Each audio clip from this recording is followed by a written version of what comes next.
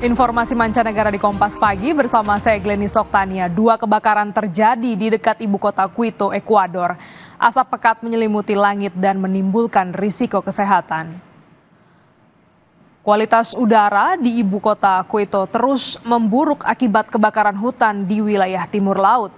Asap dan polutan membawa partikel berbahaya dan menimbulkan risiko kesehatan. Sekretariat Manajemen Risiko melaporkan setidaknya 12 kebakaran hutan aktif terjadi di Ekuador. Para pejabat terkait meminta warga untuk menghindari kegiatan di luar ruangan.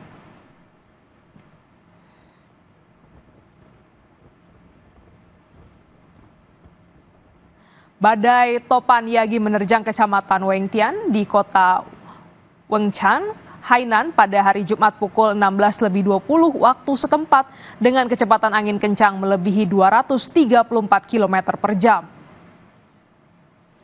Pihak berwenang di wilayah pesisir di Tiongkok Selatan meningkatkan tindakan pencegahan dan melakukan evakuasi tepat waktu saat mereka bersiap menghadapi dampak topan Super Yagi yang melanda Provinsi Hainan.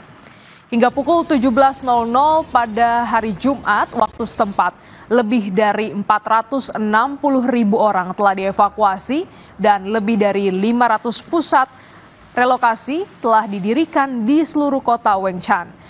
Topan ini telah membawa hujan lebat di sebagian besar pulau dengan hujan badai yang hebat menghantam banyak kota dan desa.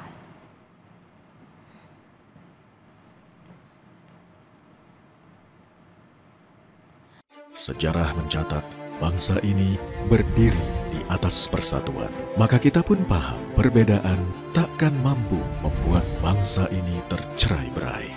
13 tahun kami semakin yakin. Dengan independensi kami akan terus dipercaya sebagai referensi yang mampu melintasi keragaman, mempererat kebersamaan, menjaga Indonesia bersatu.